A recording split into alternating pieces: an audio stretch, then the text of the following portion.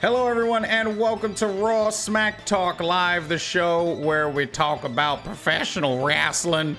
And you may notice we got some new graphics and stuff. I'm super proud of it because it was made by me. Yes, me.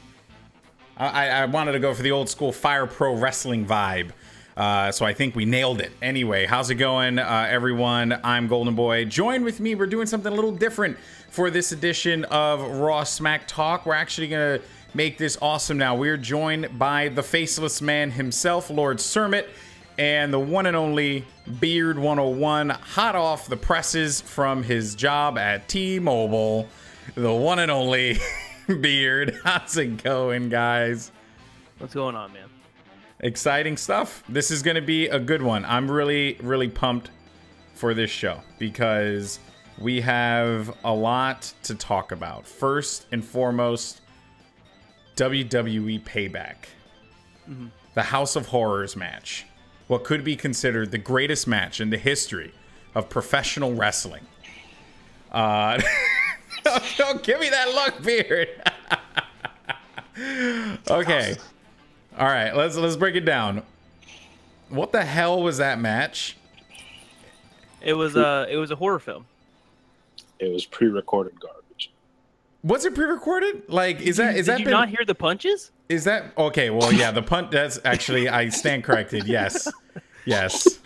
Every punch had a sound effect. Like what? Yes. Okay. I appreciate the refrigerator throw. Dude, that was sick, man. The refrigerator was like more over than the match was, which I thought was fantastic. By the way, you'll notice for anyone in the chat, you are considered Roman's #1 fans as your title, and every week that will change. So I'm taking ideas and votes on what that will be for tomorrow's episode of Raw Smack Talk for Smackdown Live. Yeah, I mean, I thought the House of Horrors match was like their attempt at doing like the final deletion, which that's what I thought the New Day thing was when they fought the Wyatt family. Do you guys remember that one? Yeah, and you would have thought that learning how bad that was and how much of a joke that was, that they would learn from that mistake to not do something like this again. Yeah.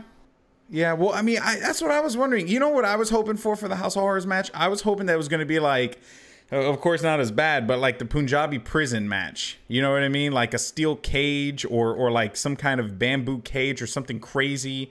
You know what I mean? Like, I think that's what I would have liked for this particular match.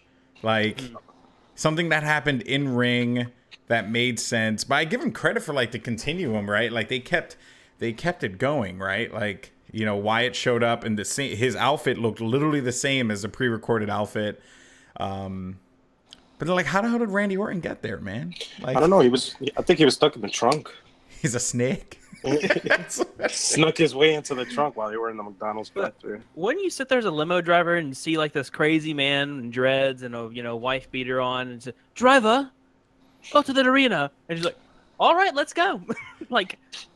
It's like, yeah, sure, why not? That makes sense. I came here with another guy, but yeah, whatever. You pretty much just killed my former boss. But you know what? The question is, why a limo of all things? Right? Why a limo? Why were they driven there by themselves? You know, like, I don't know. It would have made more sense to have been in like a tractor or something like that. Why would you show up all taped up with an elbow pads, your shirt off, and blue jeans? Like, I'm looking at this like this is a horrors match. It's obviously gonna be outdoors. Why not just wear some regular people clothes instead? We got to show off our muscles.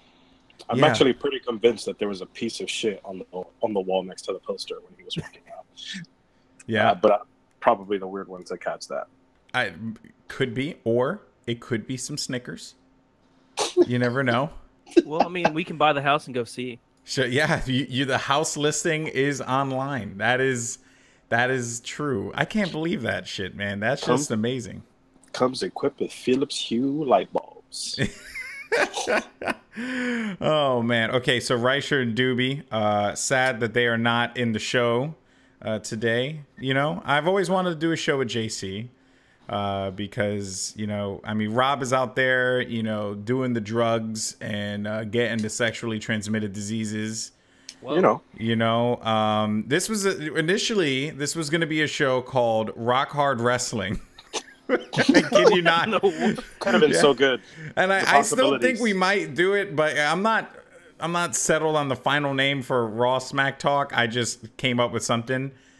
It was either going to be Rock Hard Wrestling, or I was going to make it Leg Drops and Lulls, which would have been, I thought, charming. A little charming name.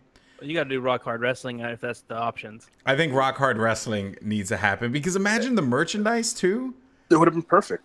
Yeah. It would have been perfect. You know Maybe what we I'm saying? just- Rock Hard. So are we. Come join our chat. Rock Hard Wrestling. I'm Rock Hard. I'm Rock Hard, and so are you. Welcome to Rock Hard Wrestling, brother. It's just so good. Oh man. So so House of Horrors match. Okay, I'm gonna say Payback wasn't a bad show. It was good wrestling. It was good wrestling. I just think it was really weak execution overall. Like, I was clocked out of it. There was two things that happened during Payback that I'm taking away from as positives, and that's Alexa Bliss winning the Raw Women's Championship, and number Preach. 2 being Cesaro and Sheamus turning heel. That was really big. I'm gonna say the Cruiserweight Championship match. I thought the That's pretty Cruiserweight. good. I thought that was a fantastic. I still think Austin Aries and Neville have a 5-star classic in them. I still think that match can happen, because Austin Aries really hasn't had his classic match yet. He hasn't had a WWE moment. No, he really hasn't, right? Like, Austin Aries has been great, don't get me wrong, but he hasn't had that kind of a match. And I'm going to be very honest here. Neville, and I think it goes without saying, I think everyone would agree, Neville is the greatest thing to happen to the Cruiserweight division ever. Like, I would say the biggest impact anyone could have possibly made in professional wrestling for an entire division, that one man was able to do with just a simple gimmick robbed from Game of Thrones. Like, it's literally what it is. The only negative thing I'll say... Oh, I'm sorry to interrupt you.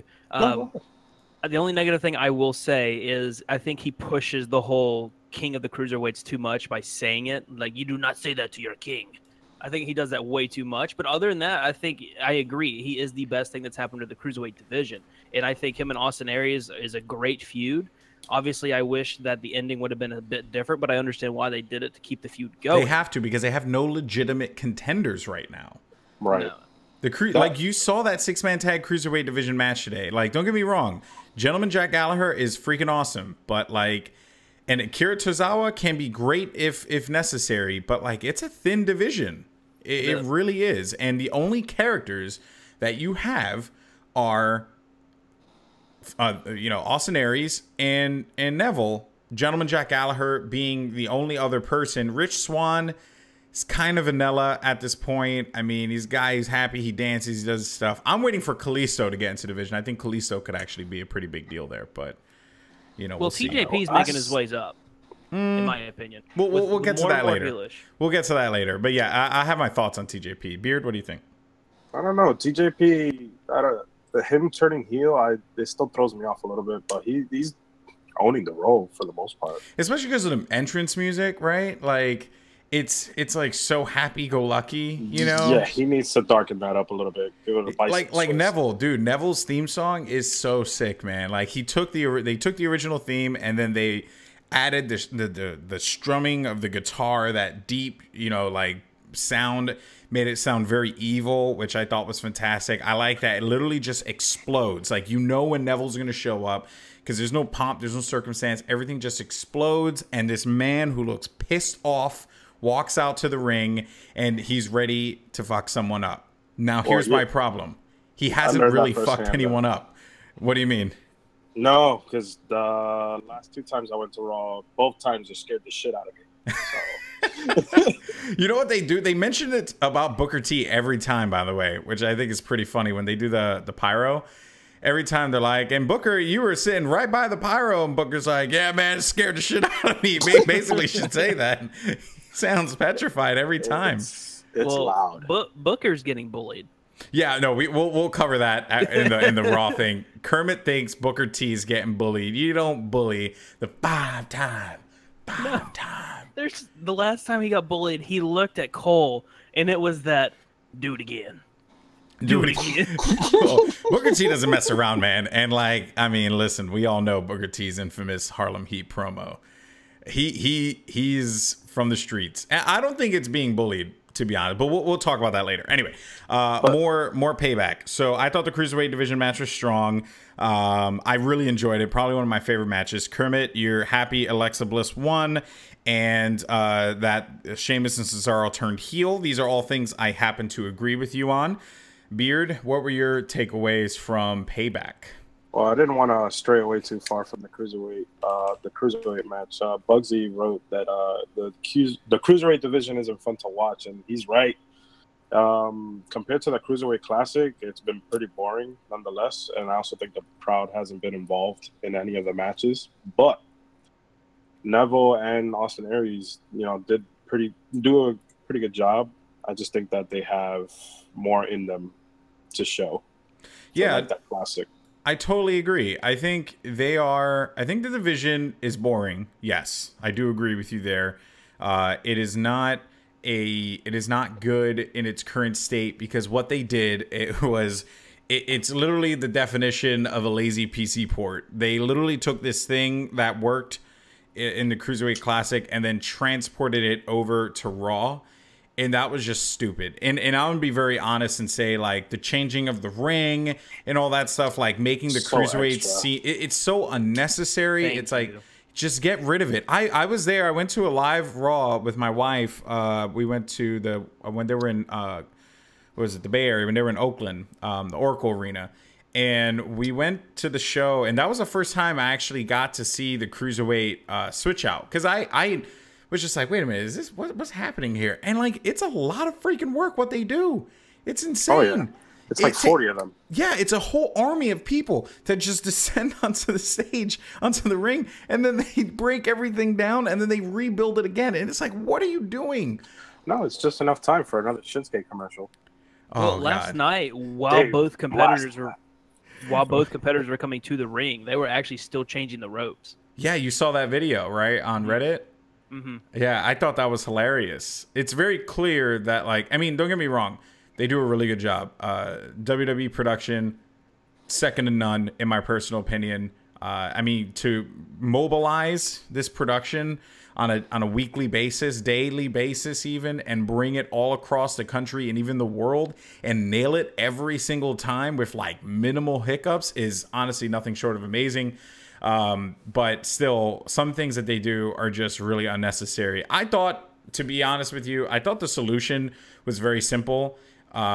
Just make the ropes black or white or whatever, and just leave it alone, right, for Monday Night Raw, and give Raw and SmackDown two distinct looks, as opposed to making, I don't know, having to make it purple. But that just doesn't seem to be their MO, so whatever. Well, I'm still not a fan of shaking the opponent's hand in the middle of the ring stuff. Like, if I'm fighting you, I'm not gonna, especially if we're going off storylines and we hate each other as much as we hate each other. Let's use Austin Aries and Neville for example. Well, they didn't do it at that match though. I know, but I'm not gonna shake your hand. But it's stupid. That got carried over from the Cruiserweight Classic. It's just okay. We understand. It's like, if it was a classic match, and yes, you have some past history, cool, we understand. But not every match, man. Keep the show up, like hate each other. Yeah. Again, another holdover from the CWC that honestly just doesn't work. But you know what? I mean, hey, it's at least going somewhere, right? Before Neville, it was honestly just boring. And like now with Neville in it and Austin Aries in it, hopefully Kalisto, it seems like, which I hope they don't do, is they're booking Aleister Black in NXT under 205, or around 205, which I don't know how the hell I believe that, because that man is tall. But it seems like they're gonna try and push him there. They need more faces. They need more names, and that seems to be what a lot of NXT is like cooking up right now. I think Oney Lorcan's going there, without a doubt. And then of course you still have Grand Metalik and Lince Dorado, who are in the division. So they gotta get there in time but it's definitely something that like the kinks I feel like are being worked out, and I hope it's not being worked out at a snail's pace, because that's my biggest fear. No, I think that Tommaso Ciampa. Yeah, both of them. I think they're supposed to be going there too. But like, why? You know what I mean? Like, I think they fit. I think they fit perfectly fine, even if it's as individual competitors. The problem is it's one division with one title. Right. I would get it if there was a tag team, cruiserweight tag team title, but there isn't. Right, so it's literally NXT 2.0, except with people they're billing as cruiserweights, and that's it. I just don't know how I feel about it. Like, I don't know. I like Ciampa and Gargano quite a bit, but they need to stay as a tag team though, and go into the main roster as a tag team, because again, the main roster needs tag team. Yeah, especially with the loss of Revival. That's only what, for 8 weeks though. It's still a long time. Still significant. That is, but I mean, 8 weeks looks a lot better than 6 to 7 months. Well, I think this is a good transition then to talk about Sheamus and Cesaro, because here I thought that they were looking toward the breakup eventually, because obviously these are two world champion wrestlers. They should be in some world. They should be a singles champion, right? In some timeline. Cesaro. Yeah, I only agree with one.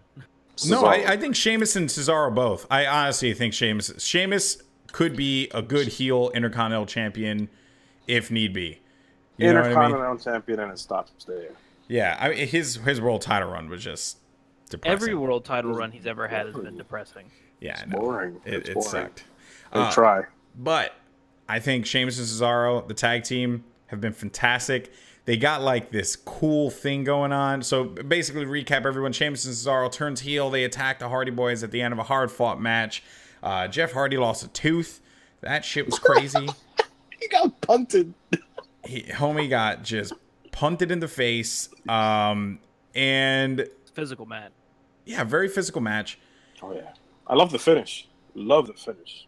Yeah, it was a good match with a good finish, and we'll talk. I mean, I guess we could kind of talk about it a little bit now. I like this thing that they have going on with them. This like rebel badass look that they have with the jackets and the kilts and the thing with the hands that they're the what is it? The bar, right? Like, oh yeah, dude, I love that shit because like it's very it just works. It's very Japanese. I don't know if you guys noticed that, but like the Japanese wrestlers, they do the hand like kind of signals and all that stuff quite a bit, right? Like, Tanahashi has the Bullet Club, even though that was originated by inherited, but it's still one of those things. Kenny Omega has that thing that he does with the handgun, the gun, the finger gun. I think it's pretty sick. I like that a lot. It's a very indie Japanese thing that they're doing right now.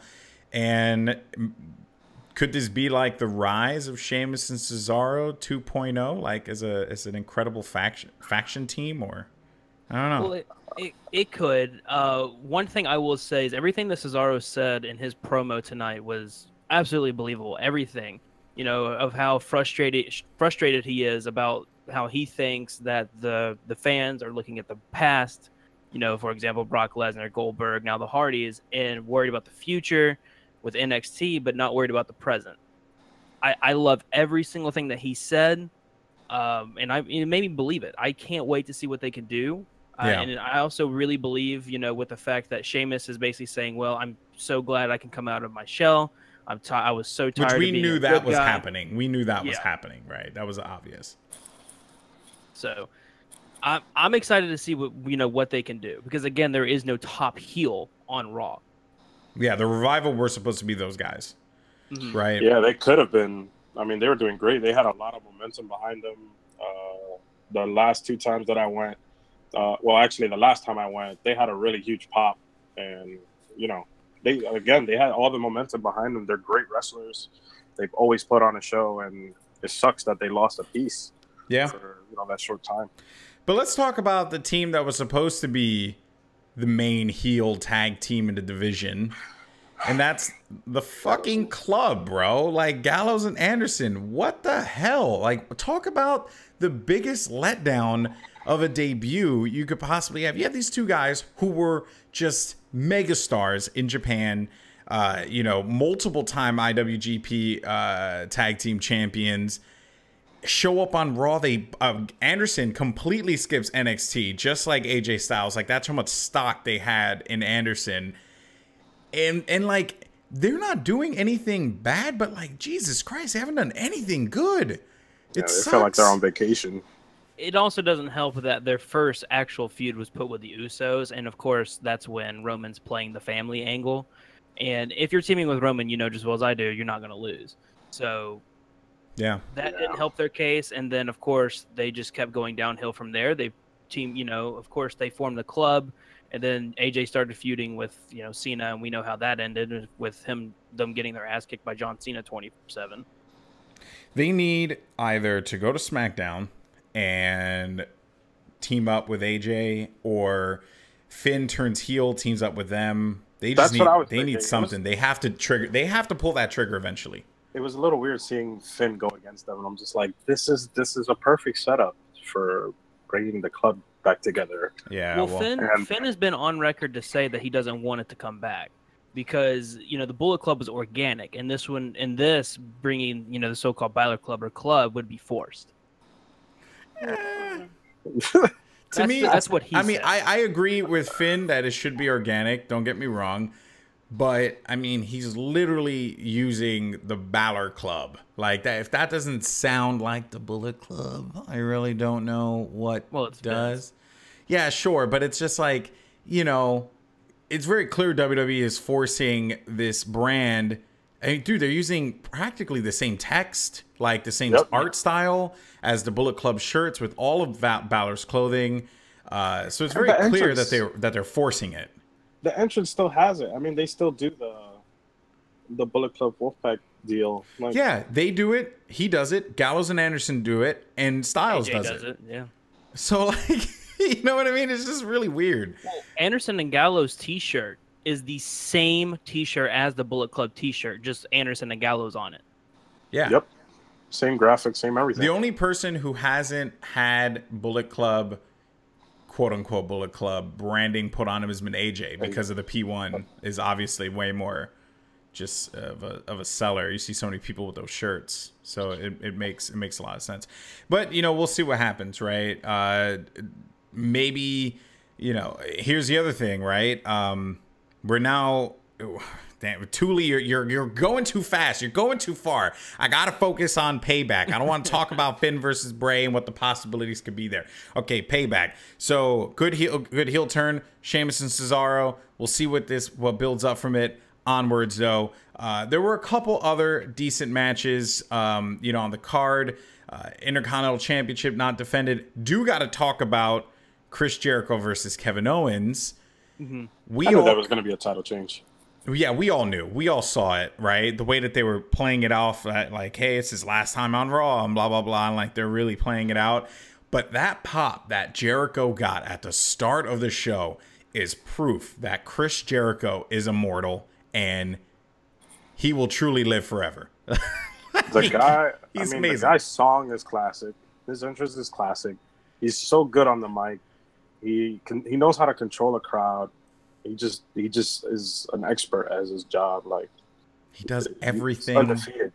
Everything right. Like, and what's insane about it is he's had, you know, dud runs before. He's had crappy runs.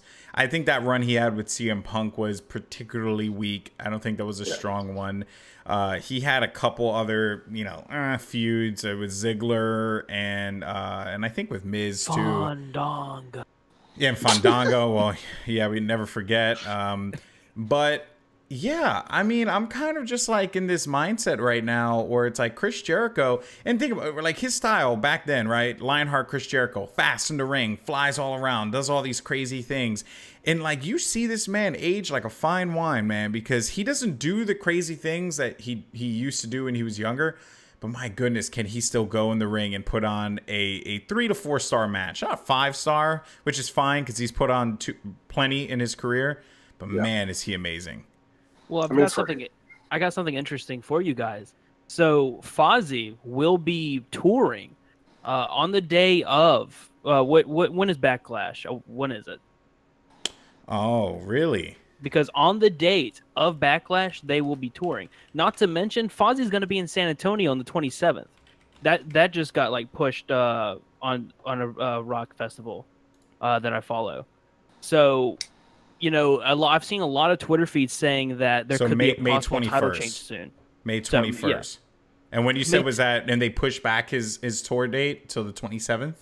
No, he's supposed to be. He has a show on the 21st. Oh shit. He's dropping that belt then. So unless he's pushing it back, he's going to be dropping it soon. But who would he be dropping it to is the question. Kevin Owens. There's a rematch tomorrow. Yeah. Yeah, but he'll drop it to Owens. He'll drop it to Owens. There's no like Kevin Owens is doing the whole Face of America thing. You know, obviously there will be some shenanigans and he'll get his belt back. I will say the new fit that he has with the American colors looks pretty nice. Oh, Owens? Yeah, I like it. It fits him. I like it. I like the gimmick. Yeah, and remember, AJ Styles is the #1 contender, but there's going to be a rematch tomorrow on SmackDown Live between Owens and Jericho. That's going to be one to pay attention to because that means that Owens will drop it. I mean, I think we're all expecting an Owens AJ Styles program going into Backlash. To be fair, I thought it was just going to be a triple threat. Okay. But well, first off, we think that it should be. Obviously, us being smart and what we think would pay, you know, would sell tickets. WWE has a total different mindset. I mean, let's look at it. If you saw AJ Styles versus Kevin Owens, you'd probably like, oh, I'd like to see that. Oh, for sure. Yeah. I don't know. I feel like, man, this just sets back Corbin so much. And Corbin's such a good wrestler. He really is lingering in the division. Yeah. It sucks. What's shitty is that, and don't get me wrong, I am personally a fan of Jinder Mahal, but don't get me wrong, he's had some really weird matches, especially that concussion on Finn and the, you know, just overall, like the veins on veins, which are pretty creepy. But like, I'm all for, you know, the Jinder movement. Like, let's make it happen. But Corbin, like, that was his spot. I don't know what Jinder did to get that spot because that's Corbin. Like, Corbin should be feuding with Randy Orton for the title. I just don't get it. But anyway. That's a tall guy to be on his knees. Well, mark my words. What in the world? It's a tall guy to be on his knees. God bless. Because, look, if we're talking about classic matches that Corbin has had versus Jinder, it's so uneven. It's crazy. Yeah, I know. Mark my words. Baron Corbin will be a WWE champion by the end of 2017. Oh, I believe it. I totally believe it. I think Randy Orton's on his way out. This is a twilight run with the title. Maybe he's got a few more matches where he puts some folks over, which is fine. And I'm fine with him with the title right now because honestly, Randy Orton has certainly deserved it for the landmark career that he's had. So it's okay. But yeah, no, 100%. Baron Corbin becomes a champion. The writing's on the wall, people. Like, it's going to happen. There's a valid point. 76 Hawaiian just said, I heard WWE is trying to push WWE in India. So that's how Jinder's getting the push. Yeah, well, Jinder's, what's it called? Merchandise is #1 in India. Oh, really? Yeah. Mm-hmm. No, it's huge. And they also opened up the Hindi broadcasting team as well. So it's a pretty big deal. And I totally get it. Hey, expand the brand. Why not? Yeah. Like, I don't know. I think overall, like, really smart business decision.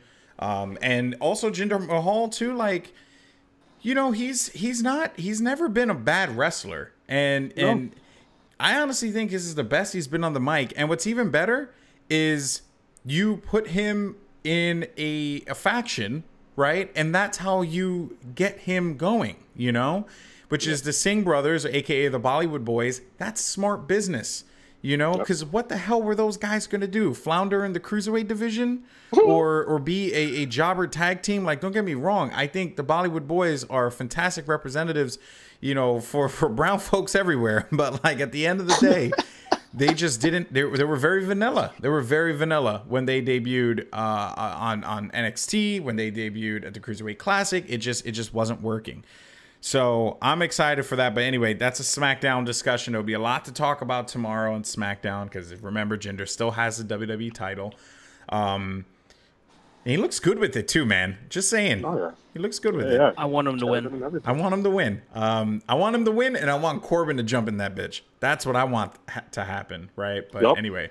Okay, so we got to then we might as well just jump straight to it. Main event. Here comes Roman Reigns, defying the odds yet again. The only way that Roman Reigns can... John. And the monster among men, our Lord and Savior. Dude. Wait, what are you talking about Roman Reigns again for? What? Braun mother effing Strowman. Roman. No, they need to be a tag team though and become Strowman Reigns. Okay, that was a great match. And also, I'm going to say it. I'm not Roman Reigns' biggest fan. And it's not because I don't think he's a good wrestler. I just think he's been forced down our throats so much. And there's just so much talent in the WWE to bank it on one human being is kind of absurd. I understood it when Hulk Hogan was around. I understood it when it was John Cena. But I don't get it now because you have stars. Like, WWE is shitting stars right now. They're right? They have no idea what to do with all the star power that they have. So much so that they put all of their stars in a main event match on Monday Night Raw for the Intercontinental title because the biggest star of the entire company is basically a part-timer. So, like, at some point, WWE has to wake up and realize, stop putting your eggs in the Roman Reigns basket. But that being said, Braun Strowman, Roman Reigns, that match was money. And I give the credit to Roman, and I give even more credit to Braun Strowman because he has been on fire. This has been the year of the monster, bro. The guy has been wrestling at top class quality. I'm every time I see him wrestle, I'm amazed by how good he actually is. It's crazy, and seeing him do a flying headbutt still throws me off. Yeah, dude. Match against Big Show. Honestly, that was, dare I say, a classic. Like, one that I think people could remember, especially because of the ring falling apart, which we all saw the spot happening. But still, it was sick. He's had that match against Kalisto. I give all the writers of WWE all the credit in the world for keeping Braun strong and giving Kalisto a win. So does that mean Kalisto gets a title shot for the Universal Championship? Like, at some point in time? I don't know. I feel like Kalisto's just a beat up dummy for getting someone over because the guy needs to go to the Cruiserweight division. Oh, yeah. Oh, God. It goes without saying. All right, Kermit, I want to bring you in here. What'd you think of that match?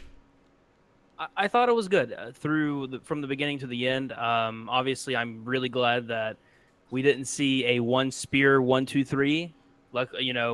Luckily, finally, Braun kicked out of one.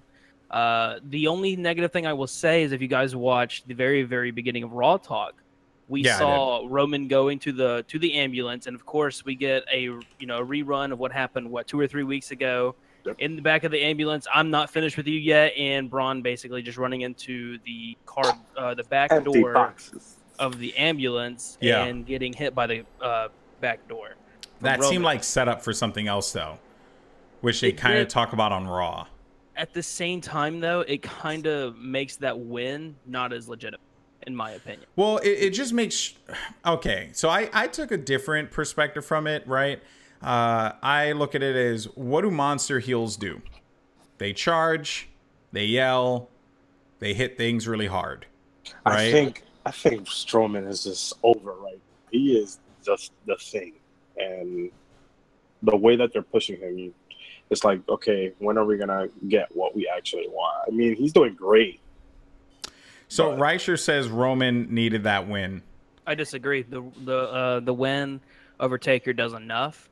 I think keeping him off TV for a while is going to be good because it'll kind of get the heat off of him. Obviously, it won't, but it also opens up opportunities for Braun Strowman versus Brock Lesnar, which would be good.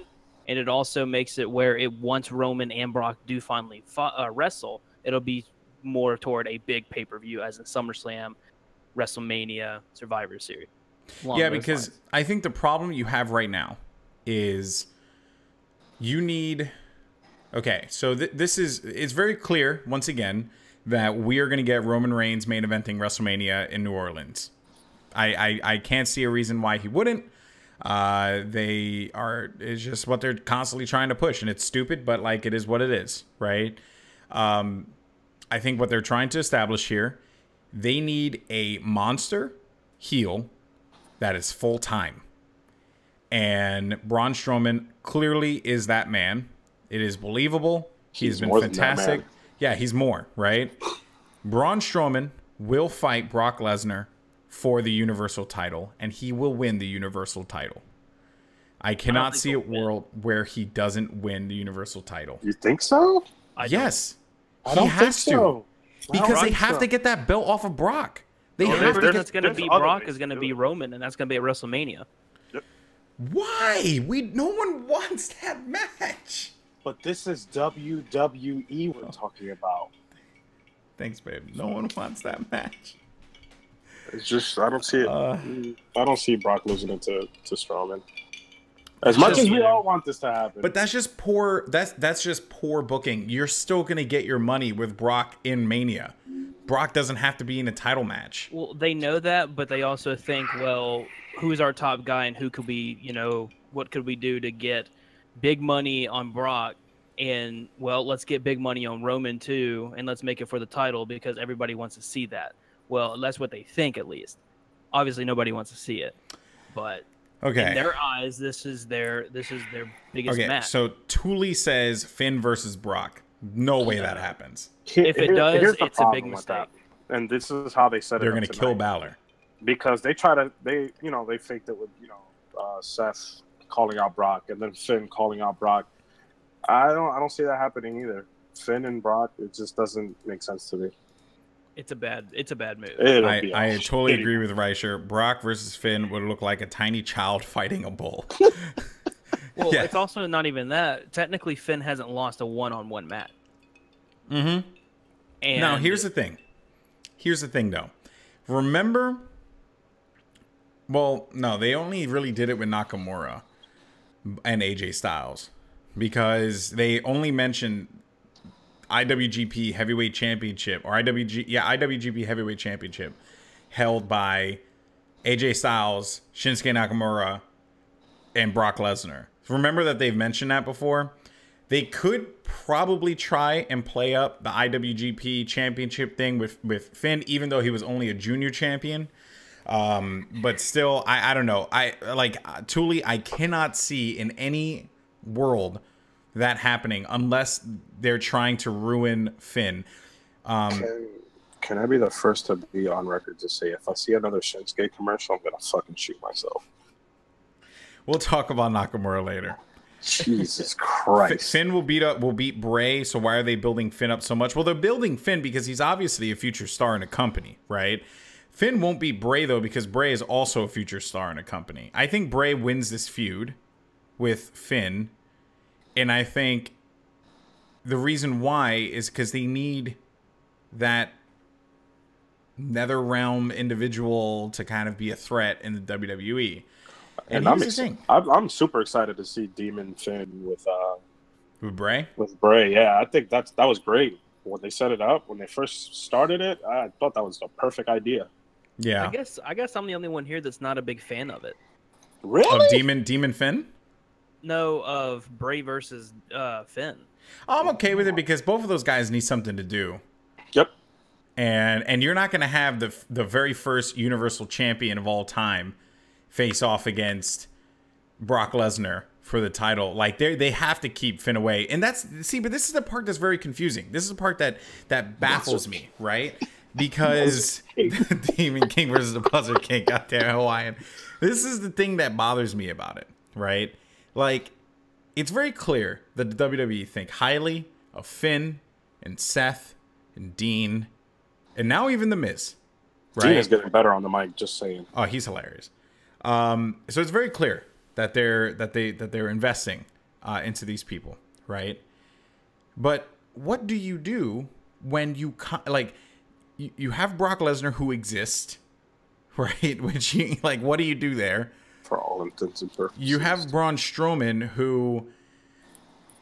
Can you see Braun versus Finn? No. I could see Seth versus Braun. I could see Ambrose versus Braun. Can you see Finn? I could realistically. I could. I mean, come on. They did Sammy versus Braun for Christ's sake. So maybe that is a possibility. I think there needs to be. If they were to do that, I think it'd be a setback. Sorry. No. Go ahead, Beard. I was gonna say I think there needs to be a classic between Seth and Finn. It also gives them something to do. But again, this brings us back to Finn versus Bray. They need something to do, and I think it's a perfect match. The Demon versus the Buzzard. It's a fresh feud we haven't had before. Well, look at Seth versus Finn. You have the Kingslayer and the Demon King. Yeah, I think but that's what they can go with after that. Yeah, but they did that for the Universal title. The first, not the Kingslayer, but you're right, but it was only for a few weeks, and it was one match. We also saw Finn get hurt. They can rekindle. That's true. I wonder how the world would look like if Finn Balor did not get injured. Well, if I'm not mistaken, the plan, from what I was reading up, the plan was for Roman versus Finn to wrestle. I believe that. For the title. I mean, maybe that's why they did the Goldberg thing, because they thought they could make a lot of money with it. Why not take advantage of it because Finn's out? They abused that though they abused it all the wrong ways. No, they milked that bad boy until that bitch was dry. Jesus Christ. It was like dry as a whistle. Oh man, that was bad. That was a bad one. Personally, I don't know. All right, Kermit, what were you gonna say? Sorry. I wasn't gonna say anything. Okay, we all made some loud noises for a moment. Me most importantly. I heard old man noise. Is that no? Okay. I completely forgot what I was going to say, so it doesn't even matter. It's okay. We got Reicher in the chat. So okay, Reicher hates the independent wrestlers. He is like hardline. I'm a fanboy of whoever WWE tells me I need to be a fan of, or he's a troll. I don't know.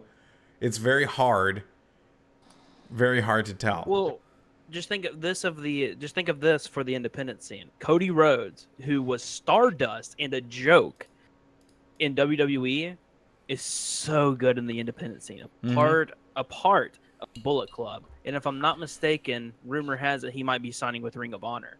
So, and another thing about Ring of Honor, Adam Cole's contract's no longer contracted with Ring of Honor. He comes to WWE, he gets buried. I'm sorry. There's too much right now. If WWE, they would... Okay, Adam Cole would be smart not to accept a WWE contract right now, personally, because look at what they're doing in NXT. This whole rebrand, new generation, right? You have, what's his face? Drew McIntyre leading the pack or Bobby Roode leading the pack with Drew. Yeah, another indie, darling. With Drew McIntyre with what the hell's his name? Hideo Itami now, #1 contender. Yeah, and Hideo Itami and Cassius Ohno and Andrade Cien Almas, and you have all these guys down there. I don't know, and then actually Doobie brings up a good point. WCPW is actually becoming kind of a big deal, and might I add, Billy Corgan just purchased NWA. So I personally think that there's money to be made elsewhere. I apologize for interrupting. You didn't interrupt me. I interrupted you. If Adam Cole comes in, it would make... I personally would like it. Have him be your #1 heel. Because as of right now, Drew McIntyre is a face, right? As of now? Yes. Okay. So, since he's face right now, Bobby Roode is on his way out. It's obvious. It more than likely, he'll either lose the title at the Backlash pay-per-view, or he'll lose the title at the SummerSlam pay-per-view. I could personally see Bobby Roode coming up either by the next draft or after SummerSlam. Because obviously he's about to be on his way out. The guy is 39 to 40 years old. Yeah, they gotta cash in on that one now, and he's honestly doing the best work of his career at this point. Yes. So have Adam Cole come in, and he's your #1 heel. Potentially. That's a conversation from the other day. Maybe we should. We're straying away. No, maybe we should do a whole indie show or something like that eventually. But let's move on to our third and final topic of the evening: Monday Night Raw reactions.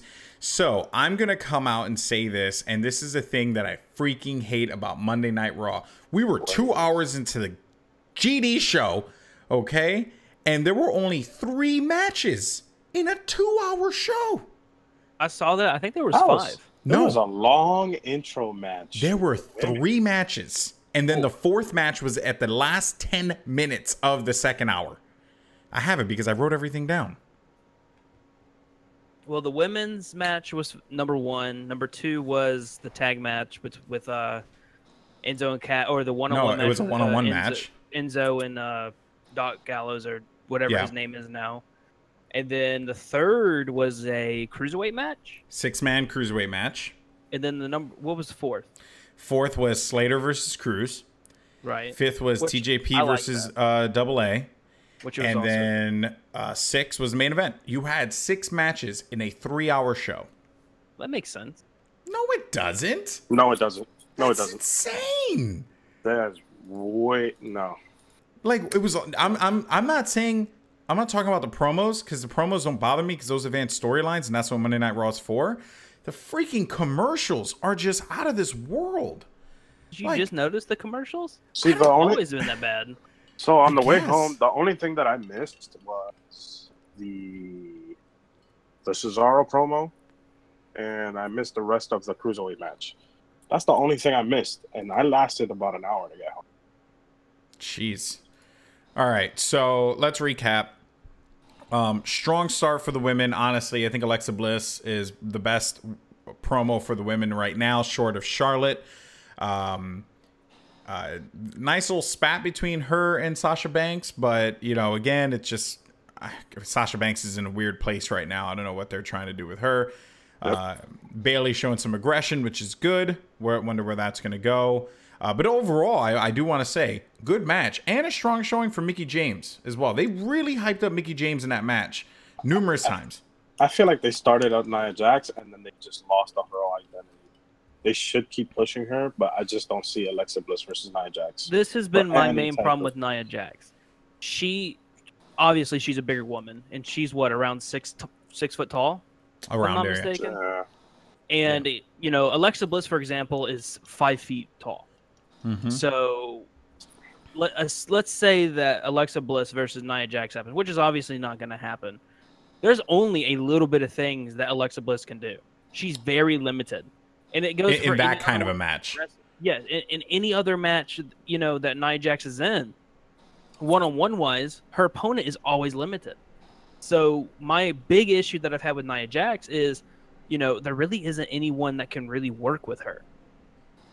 Yeah, short of Charlotte, to be honest with you.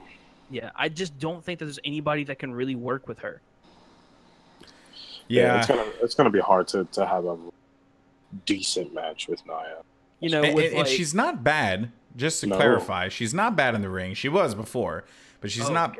She's I would say average, right?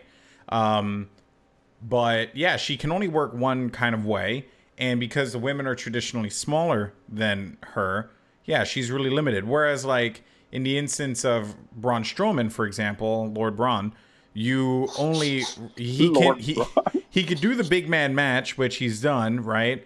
But he also has tons of range too, you know. So which we saw in the Big Show match. So it's like it's not like it's impossible. But yeah, I do agree. But in any case, Bliss picks up the win on Bayley, which keeps that feud nice and fresh. Which was huge because in the past they've had issues with having the title holder taking the pin. Sorry. I totally agree with you. Then we move on to useless match of the night: Enzo versus Gallows. Gallows looked pathetic in the matchup. I'm sorry again. What the fuck, man? Yeah, I just don't know what to do. It wasn't very good. Enzo's a joke in the ring too. He's just a tackling dummy. Yeah, but he had good moments. He had good counterattacks, which were really nice. I mean, again, It kind of plays back to what we were talking about just a little while ago, right? Gallows can only wrestle one style. And so far, the only style it looks like is Big Dummy. That's the only style Gallows seems to wrestle. And Enzo can only wrestle one way, which is Ragdoll Dummy. So essentially, they played exactly to their strengths. Gallows was Big Dummy. Enzo was Ragdoll Dummy. Enzo got some counterattacks in, some big opportunities. And then they were able, they finished it, I think, they finished it making Gallows and Anderson look weak, just to throw it out there. But it did make Enzo look kind of sort of formidable in the ring, which I'm okay with. I just don't think Enzo versus Anderson would have made sense because Anderson is top class. But even then, is it me or is whenever Gallows like runs at somebody, he'll scream and his legs just move so slow and he looks so slow. I used to have a friend in soccer. His name was Bobby, and he's a really good friend of mine. Actually, he's a wrestling fan too. And we used to watch him run because it was a game. It was just like, it looked like he was trying so hard, like his legs were moving, but yet he was only like slowly inching forward each and every time. And you're just like, but you're running though. How does it, like, it's like walking speed. I don't, that's how Gallows looks, man. It's so slow. I don't get it, to be honest with you. I don't get it. And I honestly don't see Enzo and Kaz getting pushed anytime soon. You mean just Cass and his little... You mean hot tag Cass and Ragdoll Enzo? I mean, let's be real. Enzo is your, you have a little brother and your mom says, you better bring him with you. That's who Enzo is. Yo, Jesus Christ.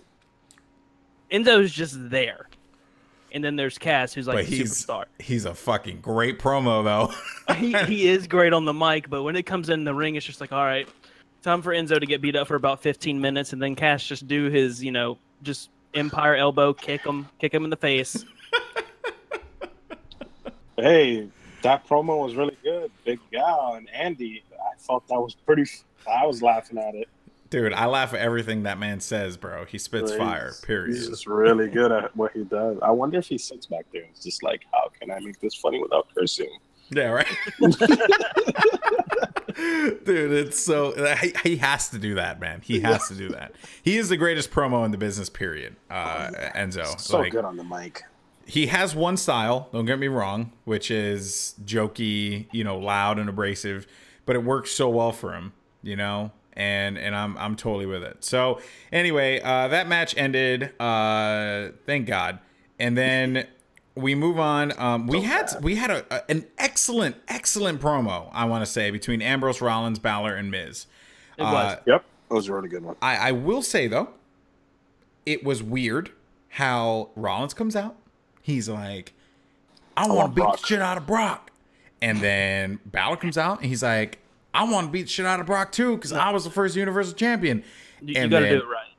Listen here, fella. Fella. The Balor Club's gonna get ya. And then Ambrose comes out. And he's like, "Yo, dog, Brock is lazy." He dead ass said that. he dead ass said that. So he said, and I quote, "Yo, Brock is lazy." And then, he went straight for the jugular. Yeah, and he was like, homie's part time. But your boy's here every night. And I think that was good because, okay, now I understand why Dean went to Raw. Now I get it. Because of this Brock Lesnar situation. Because does anyone really think that besides John Cena, can the United States Championship be elevated to a point that it seems like a legitimate title, or not legitimate, excuse me, but it seems like a high tier title. The US title has never been seen like that until it was around the waist of John Cena. But the Intercontinental Championship has always been, in the eyes of many, the workman's title, the worker's title. It's always had a soft spot for so many fans out there, held by the greatest wrestlers of all time. So I make sense now that they brought the IC title to Raw, because they simply needed a title that they can elevate because of, I want to live on my farm, Lesnar. Yeah. And then, of course, Dean Ambrose has him on speed dial. calls him up, like, and there's everybody's like, "Yeah, fella, let's go for the Intercontinental title." Screw the Universal title. Yeah, it just. But you know what though? The Michael Cole did a really good job though, and was like, you know, Rollins and Balor have their eyes set on the Universal title, but an opportunity came up, and then they also said, which I really liked in the main event, that the Booker T said it, like the Intercontinental title, it's that next step before you go for the Universal title. So I feel like commentary did a good job of like angling that. But was Booker actually able to talk? We'll get to that in a second. Beard? No, I just think that they're finally putting some effort into the Intercontinental title. Finally. Because which it's been off the map for God knows how long. Unless Miz had it, it didn't matter. It was getting boring. Yeah, and it's like Miz can only win a feud so many times and elevate that title so many times. And it sucks. Like, you need other people to invest into it. So I'm hoping that this renewed interest in the Intercontinental title by the Raw writers and Vince allows Dean, or gives Dean that moment to kind of just be like, all right, Brock's not here. Let me be the #1 title on the show. And I'm hoping that's what they do. Now, with that being said, your boy The Miz going back for what's rightfully his again. I'm a fan. Always have been. I am too. Always. Miz is the best thing that's happening on it was the best thing that was happening on Smackdown, and he literally took the same shit and went to Raw and is crushing it yet again. While Braun Strowman had just been a highlight for Monday Night Raw, we're finally getting the Miz that we were getting on SmackDown, who is just crushing it each and every week, which excites me. For the record, I fucking hated The Miz, but I respect the hell out of the way he controls the mic. He's really good at it. So good. I don't hate him anymore. But no one in that ring in that promo, save for maybe Dean, could contend with The Miz. I disagree. On the mic. You disagree? On the mic. On the mic. On the mic. Yeah. Okay. Not no, in the ring. Of course on the mic. I was about to say, are we really about to go there? No. Because in the ring, I mean, okay, wait a minute. Let's just get this out there, though. In the ring, I vote Finn. Wait, say it again? Who's of the 4 men in that ring, who goes better as a wrestler? Like, who's a better wrestler in that ring? Because I personally want to say Finn. And I have my reasons. If he doesn't get hurt every 3 seconds. Yeah, but he's gotten hurt because of other freaking idiots. And he got hurt because of the guy who I didn't want to give #1 to, who I love, is Seth Rollins. Seth Rollins is an unsafe worker. Bret Hart said it. Normally. It's a fact. Okay. And then Samoa Joe comes and ruins everything. Again. That was such a good match and such a good, 3 sequences that happened there. Yeah, they also needed everyone to split. Right? They needed all 3 men to just split into their... I thought, honestly, that was perfect writing from the WWE. I thought that was, just good overall, you know what? We have these 3 main eventers that we're going to branch off into 3 different storylines now. And, they did it, all at the same time. Well, somebody wasn't high when they were writing the script this time. God bless. Well, the only thing I don't like is, wasn't this whole payback thing supposed to, finish the whole story between Seth and Samoa Joe? Listen, there's only one thing in this world that I know is for sure. Death, taxes, and Samoa Joe. Okay? That's 3 things, not 1 thing. Well, whatever. It's a phrase. 3 things. Death, taxes, and Samoa Joe. Okay? Samoa Joe will always get his man. Period. Okay. Have you not seen any of his NXT work? Come on, man. First off, I've been watching Samoa Joe before NXT. I watched him at TNA. I've watched him many times. I've been a fan of him for years. I didn't watch a lot of TNA, to be fair. Watched a lot of highlights and matches, but not feuds. You literally missed the Golden Age. I don't doubt it. Of Joe? No. Well, I wouldn't say Joe, but TNA as a brand. Yeah. But TNA, yeah, we're going off. But, yeah, you're right. Another thing to talk about later. But I'm going to say, though, I liked how they did that. I liked how they split it off. We can get some preliminary thoughts on the main event, and then let's talk about the rest of the card. Because I also want to talk about the Sheamus Cesaro heel turn. So if you guys want to just share a couple more thoughts on the main event, or do you want to save it for later? No, it was really good racing. It was good. I mean, really good wrestling. Wrestling. Racist wrestling. It was, I don't know. It was pretty good to me. Yeah. Can't complain. Can't make too many This is me nitpicking here. The only negative I would say is Finn taking the pin. I'm okay with that because of the instance that happened with Bray. That's okay. Yep. That's fine. That's just nitpicking though. That can, that targets the heat. It doesn't make Finn look weak, and it didn't make Rollins you literally could have reversed the roles, and the result would still be the same. It doesn't matter, right? Like I don't think that pin hurt anyone. That's not a pin that hurts anyone. Now, if Miz pinned Finn clean, then yes, then you're like, well, what are you doing here? If I'm not mistaken, that's Finn's first pin in Raw, yeah, on the main roster. No, on the main roster. Yeah, it's his first pin. Yeah, on the main roster. That's his first pin on the main roster. Yes. Good. It's okay. He doesn't have to be freaking undefeated. We don't need that. Undefeated streaks are the devil. We don't need another undefeated streak. Tell Asuka that. Yeah, that's what I'm saying. Oh my God, she needs to lose already for the love. Well, I mean, they're waiting for the right moment. Obviously, that moment's going to be SummerSlam.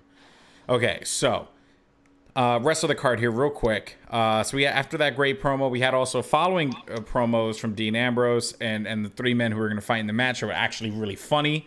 The Drifter showed up again. Segment. Turns out he can't play Pearl Jam. So that was actually really good. You had a six-man tag, cruiserweight six-man tag, Tozawa, Swan, and Jack Gallagher versus Star and Kendrick.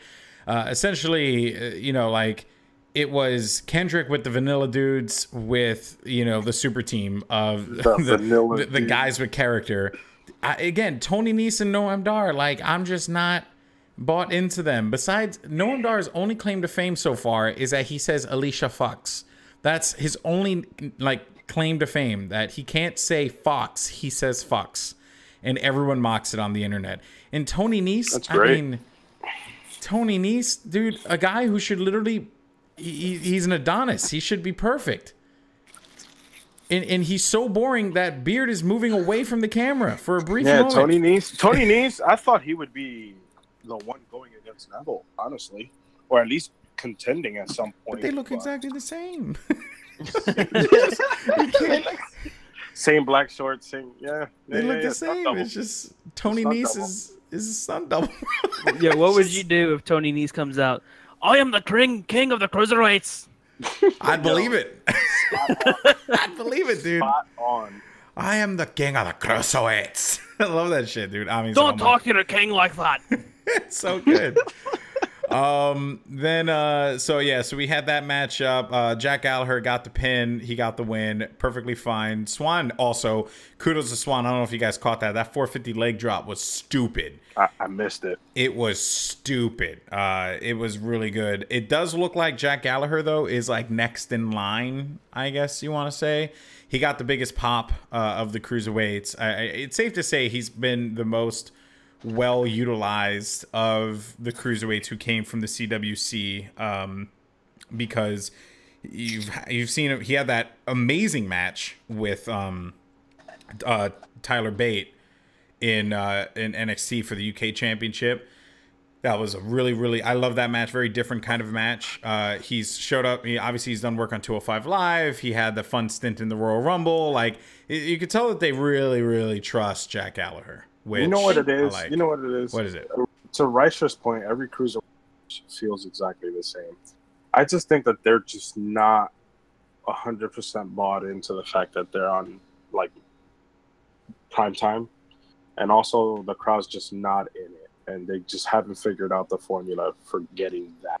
Again, they're only in it when it's Austin Aries and Neville. That's the only time. If Austin Aries and Neville are out there, they care. Other than that, it's boring. Okay, and then we had Slater versus Cruz. I don't know why, right? I personally think that for Cruz and Titus O'Neil, this is a good move. I'm actually enjoying it. Okay. They really need it, and you know, as I say on my show, let's see what happens, because it could be really good or it could be really bad. But Cruz needs something, so does O'Neil. Yeah. I don't know. I don't. Yeah, no, I'm not disputing it. Cruz is the one guy who just was called up too soon. Obviously they did it because of that show that they were doing. Proving Ground. No, what was the name of it? Proving Ground? Or That was a whatever? good show. Yeah. Yeah, but they did it because of that, right? Which I think was kind of shitty, because I think we're talking about a guy's career here, and I think he was clearly not ready for it. I don't know, man. I'm not in this thing, you know. Yeah, Reicher says he used to love Rhino's time is up. I totally agree. I think Slater starts looking for a new tag team partner, perhaps. And I think Rhino knows that too, but Rhino has been hilarious, by the way, with the plate of crackers. Like, I'm sorry, that shit it gets me every time, bro. Gold. It gets me every time. But every time I see him throw them or they get knocked down, I just think that's a thing of cheese and crackers that you're just wasting. I totally Give it to a poor guy right here. The cheese and cracker. It's so good. That's my dinner, and you're throwing it away. It's Yeah. amazing. I love that shit, dude. But Cracks we're me up. straying away again.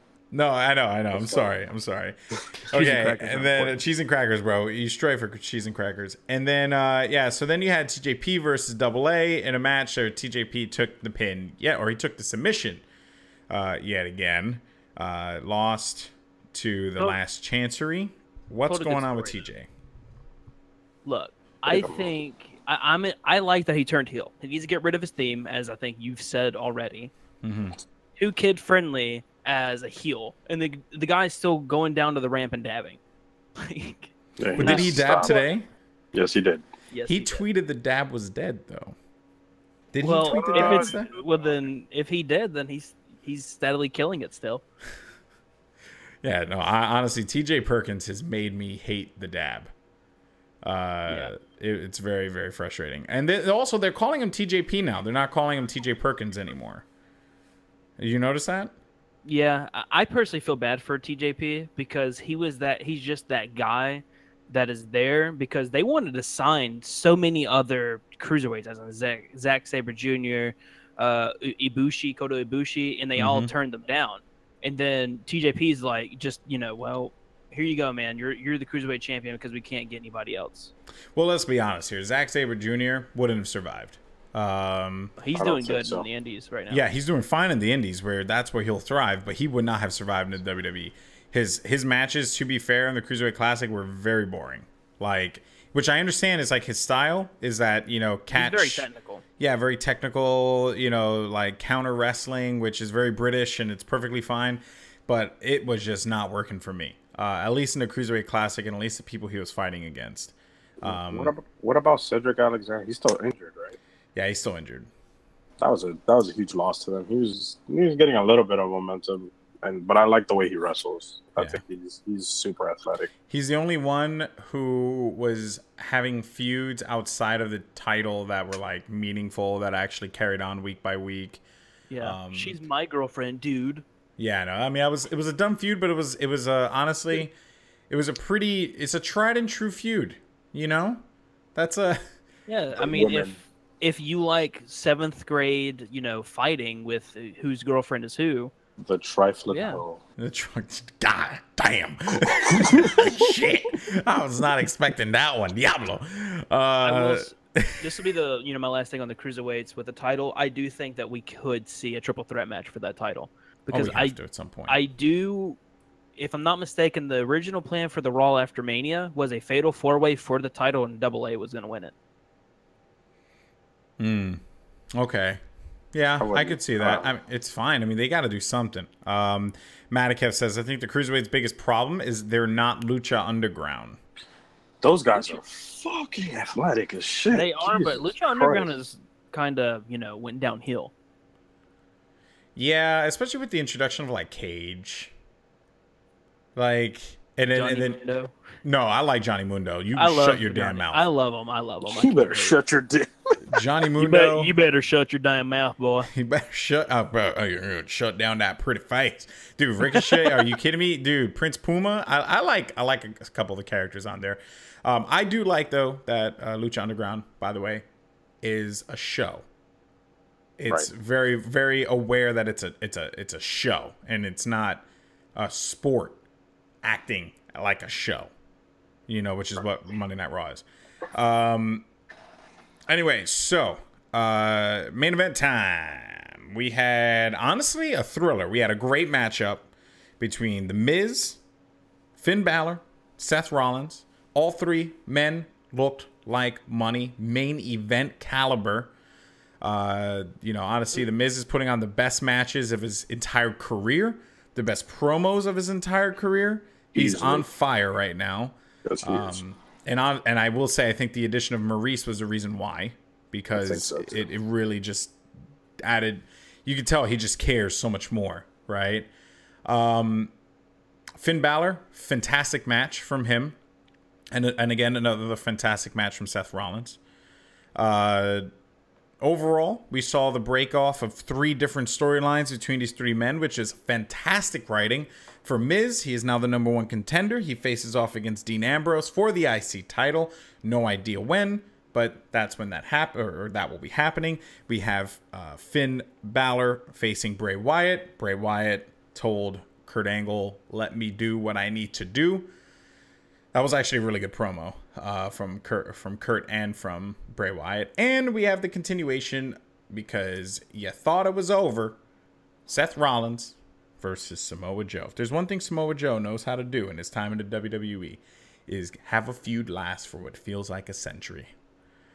Him and Finn Balor went way too long. Him and Finn, him and Nakamura. Him and Nakamura just went too back and forth too quick. I mean, he wins the title at which takeover did he win back? So the Survivor Series takeover. 2 weeks later, loses it again. Yeah, that was too back and forth. I will agree with you though. The Finn Joe feud lasted forever, and you're gonna be wrong. We only got one match between Samoa Joe and Seth Rollins, so that's fine. And again, it gives Seth something to do, because what are you gonna do? You have nothing else for these guys. He could go slay kings. He already did that, bro. Well, there's more kings. There's more kings. He's took a gun to the king of the cruiserweights. He shot him in the face. Now, long live the king. Oh man. So you're a king? Don't talk to the king like that. I'm here to slay you. Okay, so let's talk about. So I think we're all good on the Seth Joe one, right? Because we kind of know what to expect. Can they stop with the whole knee thing? Like, come on. The whole what? They're gonna milk it. They're milking the shit out of his knee. Of his torn MCL. Yeah, they're. Jesus, every time he wrestles, he's limping. It's just like, all right, we get it. Yeah, no, that I'm over it. I'm pretty over it too. And what doesn't help is, like, how do you transition out of that? You right? Like, give him a vacation. At what point does Seth Rollins, is just like, oh yeah, the knee doesn't hurt me anymore, and the matches don't become about the knee anymore? I'm tired of it. They need to stop. So we know where that's going. Probably another match at WWE Great Balls of Fire. No, there's a reason why it's called that. Okay, please tell me why. Well, it's because of Brian Pillman. Because he was supposed to show up at, I forgot, it had something to do with fire or something like that. And Brian Pillman's dead. I know. He was supposed to be at that pay-per-view but didn't show up. And they found him in his hotel room. So he was supposed to be at Great Balls of Fire. No, he's supposed to be at, like, Bad Blood, which is what they were going to call it. So then they called it Great Balls of Fire. Yes. Literally, why not? There could be any other name that they could have picked. I like it. Fire. Balls. It's got it all. Great Balls of Fire. I'm sorry, man, but, like, I can't fuck with that name. It's just too much. Best name. Better than WrestleMania. Diablo. It's just Diablo. And in the main event, we have the traditional Great Balls of Fire match. yeah, right. Between Braun Strowman and Roman Reigns, where they will chuck flaming balls of fire from a catapult at one another in the battlefield. While the cruiserweights fight in the middle. Only the least charred man will survive. Booker T was talking, and Michael Cole looked over at Booker T and said, "Maybe you'll start a movie like David Otunga." And like, Booker T like started like looking over real slow, like, "Huh, you gonna cut me off?" I don't know. I think you're looking too much into that. I think you're looking too into it, dude. Booker T is a veteran. Booker T would fuck up Michael Cole any day of the week, which is very clearly going on in the backstage there. It's intimidation tactics and all that, courtesy of your boy JBL. But I would say Michael Cole has been a little snarky lately, you know, but what's been weird though is that Booker T's been playing this like tweener announcer role, which is he's playing an analyst. He's playing a good analyst. That's what true. Like he's not Byron Saxon. Oh, ice cream, bootios. Oh. He's playing an analyst. That's what he's there for. I wish JBL did that, to be honest with you, because when he was announcing and he was doing that kind of stuff, I was loving it. And then he became like this loud, abrasive heel. Yeah, mentioning ESPN for no reason. Sports Center. Like, I'm sorry, but the best commentator in the business right now is Corey Graves. Channeling... Oh, color commentary? I agree. Color commentary. Channeling... really the legacy of Bobby the Brain Heenan in everything he says. It's just like he's nailing it each and every time. He's not quite at the Brain's caliber of you know, commentary, because I mean Bobby the Brain Heenan just said things that like were hilarious, that made sense, and were perfect for that moment, whereas Corey Graves says things that are hilarious, sometimes don't make sense, but are perfect for that moment. Like when he called them two Leviathans, he was like, "We have two Leviathans fighting here," and I was just like, "How are they Leviathans?" You know, I'm just really. The best thing ever was Eva Marie. Like I remember when she got drafted, they said, "Oh my God!" He was so dramatic. You know, the best was when she debuted or something, and then he tweeted, "Shut up, shut up, Phillips." And it was like no one's on commentary. They're not on commentary. Nothing's happening. He just tells them, "Shut up, Phillips." Dude, I love him and Tom Phillips, man. Like, shut up, Phillips. Literally, the only reason why I'm watching 205 Live is because of Corey Graves and Tom Phillips. They are just an incredible duo together. They have great chemistry. He was talking to the new guy, and the new guy was hating on Bobby Roode. Oh, it was after Bobby Roode won the title from Nakamura. He said, "Shut up! This is glorious! Look at him!" It's amazing. It's just so good. It's so good. And I just don't like Nigel McGuinness. I'm sorry. Just not a fan. He was great at Ring of Honor, but I just don't think that he's found his you know, I don't think he's comfortable yet. No. I do think that he's a better fit for the new, you know, face commentator, because those two are actually gelling really well. But I think he's just got to find his calling. Yeah, it's really weird. We're also used to Corey Graves. He's been there for how long now? 3 years? God knows as commentator. Long. So, yeah, and he's done really well at it too. And you know, nobody's ever takes new well. Basically, Booker T's being bullied according to Kermit. I agree. It needs to get trended on. Needs to be trending on Twitter. I don't think he is. I think he's actually doing a really good job. His call yesterday, all his calls actually at Payback were fantastic.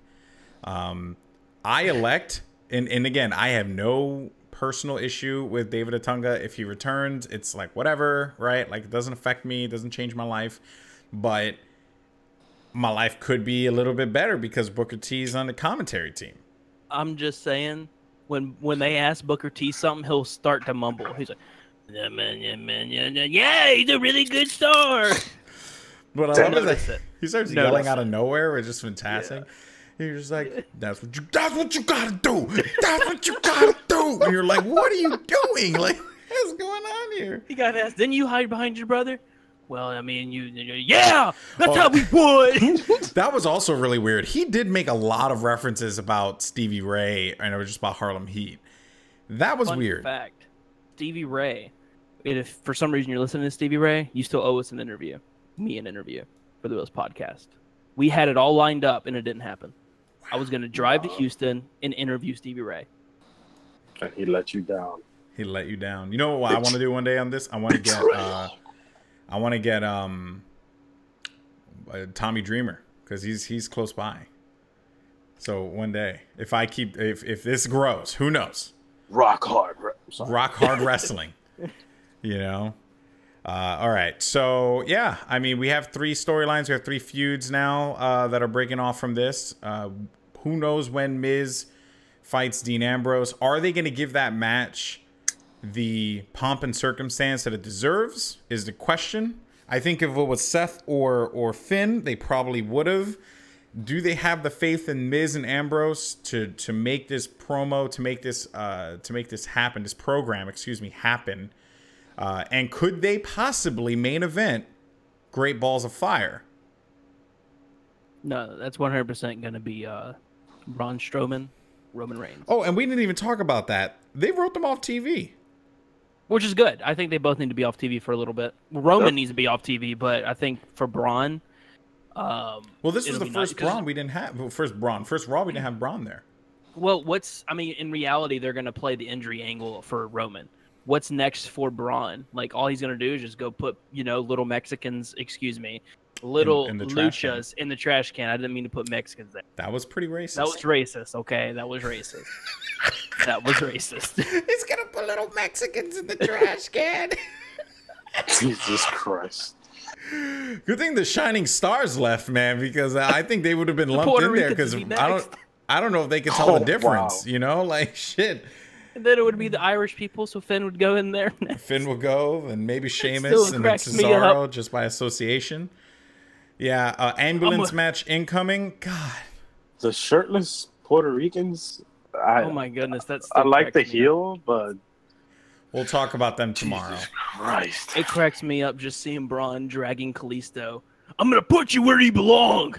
Oh, yeah. I also, Reicher, if you happen to make it happen, I want either my new sub emote sub sound to be delete, or I'm not done with you. I'm not done with you. It's the best thing in the world, dude. And this the crowd. Yeah! You hear the crowd just go fucking bananas. I'm not done with you. Okay, so they wrote him off. They said Braun had a rotator cuff. Thank you, Pizza Man. Which, if that's true, he's basically going to be out for 6 or 7 months, because I think that's sort of the same thing that Finn had. Not the exact same. Yeah. But a torn rotator cuff is not a joke. But he's the monster among men. He's not done with us yet. I don't know. So that's where that's going. They're off TV for a little while. I think this is good. This is going to be an opportunity now for these 3 programs. For these 3 programs to shine. Here's the way I would book Great Balls of Fire, honestly, is you put that IC title as the thing that ends the show. It's very clear that Great Balls of Fire is not going to be a landmark pay-per-view. Very similar to, honestly, how Payback kind of, was viewed. It's just a filler. It's just a filler. Do it. I look at it as kind of like that match that Dean and Seth had in the cage, right? What pay-per-view was that? Battleground, I want to say. Great Balls of Fire. I think so. I think it was Battleground. It was Battleground, right? That was a fantastic match, and they proved that they both can main event, right? So I think that's what you do. Miz can main event.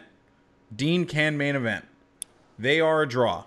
Dean Ambrose, for whatever reason, even though I think he has been less than stellar in the ring, he is a draw. People go nuts for him. They cheer for him. They go wild. You see the pop every time. I also don't like the way he runs. Yeah, he's a sloppy wrestler. It's predictable, too. It is really weird. Dean Ambrose? Yeah. Yeah. Absolutely. I hate whenever he gets thrown into the ropes or gets thrown out of the ring, and he does that where he'll like Slingshot reverse thing. it, the slingshot, come back with a clothesline. That's sort of like Baron Corbin's slide out of the ring, slide back in clothesline. They need to save that for like pay-per-views and like certain occasions. Doing it every time they wrestle is too much. I agree. Yeah. So yeah, I mean, you know, that's that was Raw. So overall, would you give Raw a thumbs up or a thumbs down? I'm in the middle. For You're gonna give him one, 6 you're gonna matches, give him one of these? it's a solid bar. Solid bar. I'm gonna give it a thumbs up. I think it was a good episode. It set up a lot of good storylines. I would say, you know, only because it's like one or the other. But like, you need to put more matches in there. Like, I don't know how you do this, but you put more matches in there. Make it work, damn it. Make it work.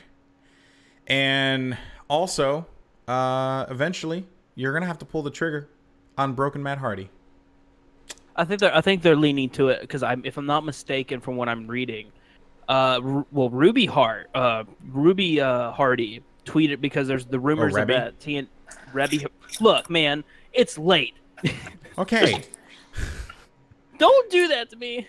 Don't bully me, okay? sorry, Booker.